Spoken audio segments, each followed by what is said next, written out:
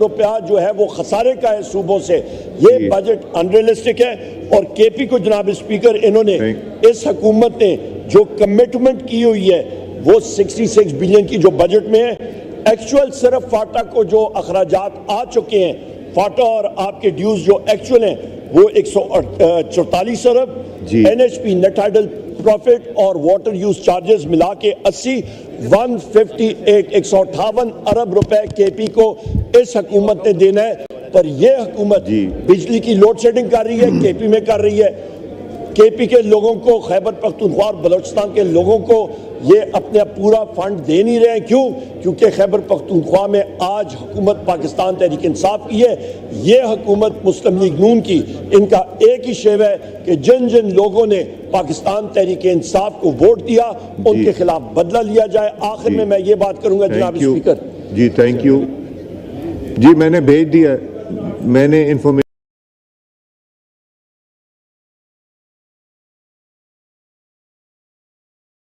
لیتا ہوں. آخر میں بات کروں گا اڈیالہ جیل میں جو لوڈ شیڈنگ ہو رہی ہے, جو وہاں پہ پرزنرز کو اور بالخصوص میرے قائد وزیر اعظم عمران خان صاحب کو, بشرا بی بی کو, شاہ محمود قریشی صاحب کو, ہمارے جتنے اسیران ہیں ملٹری پرزنرز ایٹسٹرا, ان کے خلاف جو بوگس کیسز ہو رہے ہیں وہ ساری دنیا دیکھ رہی ہے اور وہ ان کو نظر آ رہا ہے کہ پاکستان کا 8 فروری کا الیکشن جو تھا وہ ریگ تھا.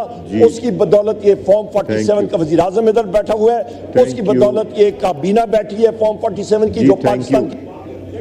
تھینک یو عمر صاحب کو کھولیں ٹھیک چلا کے وزیر اعظم عمران خان صاحب کو یہاں پہ لانا ہے. بہت شکریہ جی.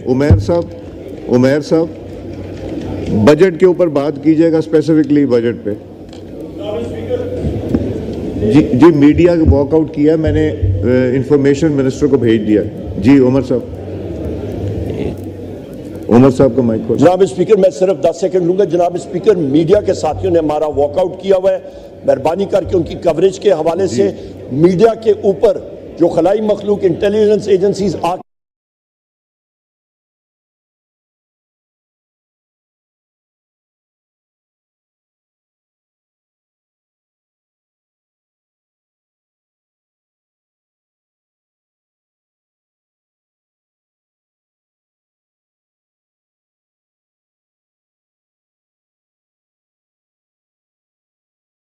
کے اوپر انٹیلیجنس ایجنسیز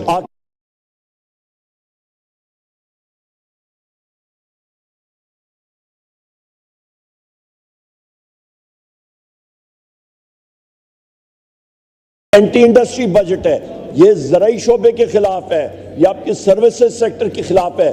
آپ کا انٹرسٹ ریٹ تقریباً 22% سے ذرا سا انہوں نے کم کی ہے. مجھے ٹریجری بینچز پہ ماں سوا 1-2 لوگوں کے علاوہ یہ کیبنٹ میں جو لوگ بیٹھے ہوئے تھے, ان سے میں چیلنج کرتا ہوں, مجھے بتا دیں ان کو ریلیشن شپ بانڈ پرائسز اور انٹرسٹ ریٹس کے درمیان ان کو پتہ ہے کہ کیا ریلیشن شپ ہے؟ ان کو معلوم ہی نہیں ہے. اور یہ بیٹھ کے وہاں پہ واہ واہ جی تالیاں بجاؤ, بہت زبردست آپ نے بجٹ پیش کیا ہے, اس کو ہم لوگ کنڈیم کرتے ہیں جناب اسپیکر.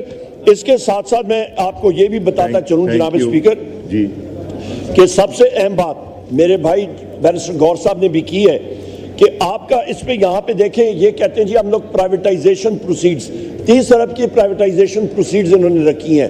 آپ کا جو ایس آئی ایف سی ہے بہت انہوں نے مارکا مارا ہے. 30 ارب کیا چیز ہے؟ نمبر 1. نمبر 2 اس پہ ایس آئی ایف سی پہ خرچہ کیا ہوا, باقی ان کے پرائیویٹائزیشن پروگرامز کدھر گئے؟ یہاں پہ جناب اسپیکر آپ جس وقت ایک ادارے کو بیچ رہے ہوتے ہیں تو پھر اس کو قرضہ کیوں دے رہے ہیں؟ پاکستان سٹیل مل کو 3.5 ارب روپے کا قرضہ بھی دے رہے ہیں اور ادھر کہہ رہے ہیں ہم لوگ بیچ رہے ہیں. جناب اسپیکر یہ کہاں کی عقل ہے, یہ کہاں کی دانشمندی ہے؟ یہ تو بے وقوفی ہے اور اس پہ کرپشن جو ہے وہ تو سامنے نظر آ رہی ہے.